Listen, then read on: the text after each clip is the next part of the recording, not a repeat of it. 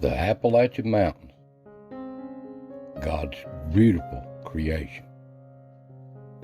The grandeur, the beauty, the wonders, the secrets of these old mountains. And they're told to be almost as old as time itself. But they're not the oldest mountains. Now here is the Smoky Mountains above Cage Cove.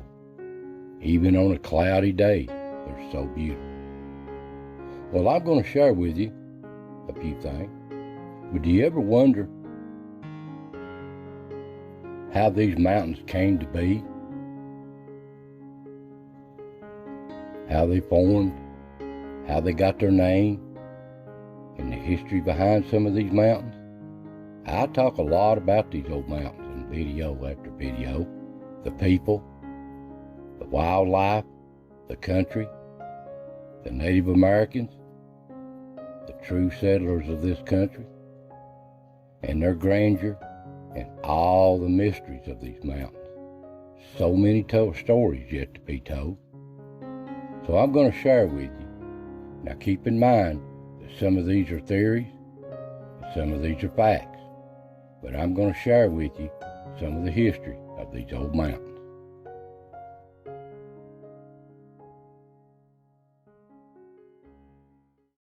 Now, first off, I'd like to say that I'm no expert in any means, in any way. I'm just going to show you what I've learned over the years, the way I was taught of how these old mountains was formed. So, these Appalachian Mountains, they're said to be among the oldest in the world. They're said to be at least around 480 million years old. Well, the Rocky Mountains is only 80 million years old. So they're considerably younger than the Appalachians. But the Appalachians has been wore down so much over time and erosion. They're not the oldest mountains in the world. The oldest ones, that goes to South Africa. The mountains of South Africa are said to be the oldest in the world. And the Appalachians are probably in the top 4 category. So that's how old they are. And they're said to be from Nova Scotia down to Alabama, 2,000 miles long. That's a long ways of mountain range. And they said to have formed millions upon millions of years ago, where the continents is always moving, the surface, the plates, and they'd all come together, pushing together, called a Pangea. All the continents were in one location. And they cause upheaval like this. One plate moving under another one causes upheaval, causes mountain ranges to form. This happens all around the world over time. All your mountain ranges is just about formed all this way around the world. This is what it looked like. But as time went on, the surface plates began to expand away from each other, and this is the map in the world that we know as today. And the mid-Atlantic and mid-Pacific plates is always moving. An inch or two a year, foot. I'm not no expert on it. Well, I can hear it right now. People say, oh, Donnie, the world's only 6,000 years old according to the Bible. Now listen, I'm a Christian. I believe in the Bible 100%, and I don't dispute nothing the Bible says. Nothing. But there's so many questions yet to be answered. So many questions that will not be answered in this lifetime. The next life will answer. But look at this verse right here. This is 2 Peter, New Testament, chapter 3, verse 8. But beloved, be not ignorant of one thing, that one day is with the Lord as of 1,000 years, and 1,000 years as of one day. So we can't judge time here on earth by God's time. How many days, if this is the case, 1,000 years is a day to the Lord? How many days has passed since this earth has been created? How many? For every day, 1,000 years. That's just something to think about. We don't have all these answers. The more we try to answer it, the more we got questions. Well, that being said, I worked in these old coal mines for well over 30 years. And I've seen these seams that are seams of all different heights. But right next to the top of the seam, where it meets the rock, I'd see all kinds of fossils like this. Fossil after fossil. Of old plants, of all kinds. And I know, people, that wasn't formed in those 6,000 years. There's no way. So that being said, we'll move on. Now that being said, here's what it looks like after they was formed. And the little side effect mountains formed off of why this is being formed, the Appalachians. You can see it formed mountains down in Arkansas, southwest Texas. This is a part of all this movement of the surface plates, the crust.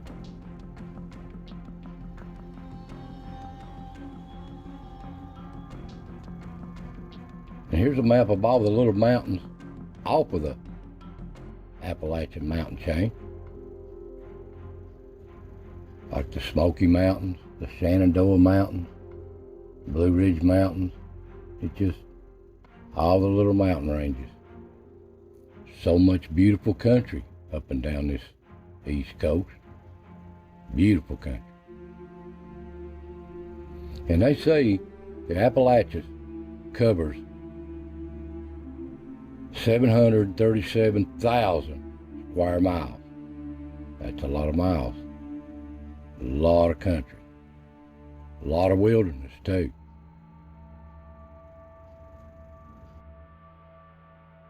Now the highest point in these Appalachian Mountains is Mount Mitchell. It's the highest point east of the Mississippi, and it stands as tall as 6,684 feet. That is the tallest place, Mount Mitchell. It's in western part of North Carolina, in the Black Mountain range of these Appalachians. And there's a few mountains just shy of that. But here comes Cleveland's Dome. It stands at 6,643 feet. It's just shy of these other mountains. But these are tall mountains. These are nothing like the Rockies. But these are tall points here in these mountains.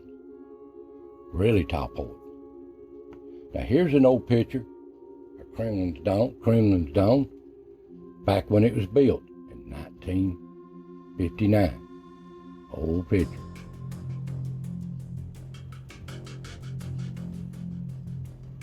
Been there a long time. And here's the new picture of it as it looks today.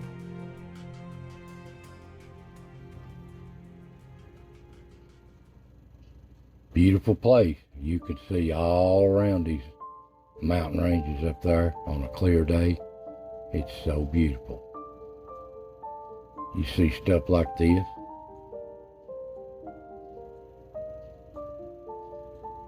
God's beautiful creation. Mountain after mountain.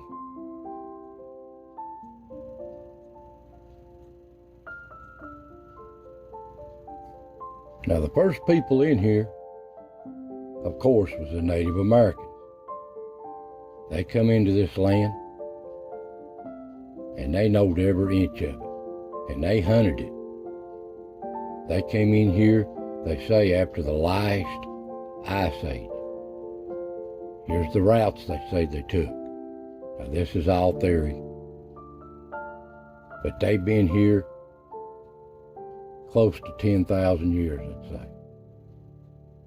And they knowed it all here. This is their land. And they passed it down generation after generation.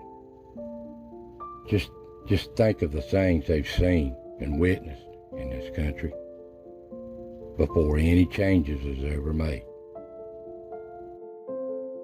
Now they called these mountains, the Native Americans did, back when they come in here, especially in the southern end of it, around the Smokies. They called it Chickanahay.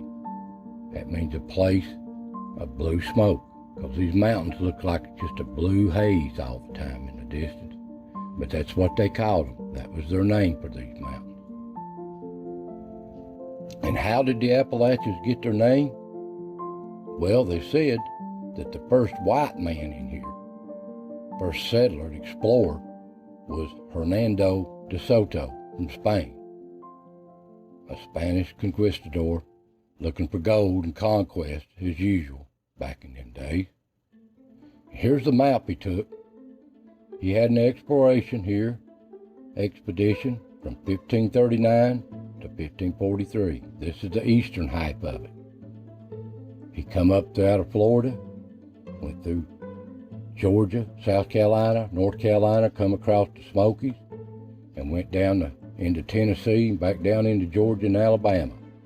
And he run into places like this. The Indians is all along these rivers in the Tennessee Valley. And he named them, the mountains, after kind of like the people, the Appalachia. That was the name of the people. It was down in these regions along these rivers, just in the panhandle of Florida. So he named the mountains after them. And here's a map of his expedition, the whole map, the east and the west. But it didn't end good for him. He died in Arkansas. But you can see these beautiful mountains. They go on forever and ever, seems like. Just endless. So vast on top of these mountain ranges, the spine of these Appalachian Mountains. And we have something here that really people love. The Appalachian Trail. Now this trail is said to go from one tip to the other, from Maine to Georgia, whichever way you want to walk it. And they say only 4, maybe out of 10, ever completes this journey. And it says it's over 2,190 miles long. Goes through 13 states. And you see a lot of views just like this. In places you don't even see no humans ever been there.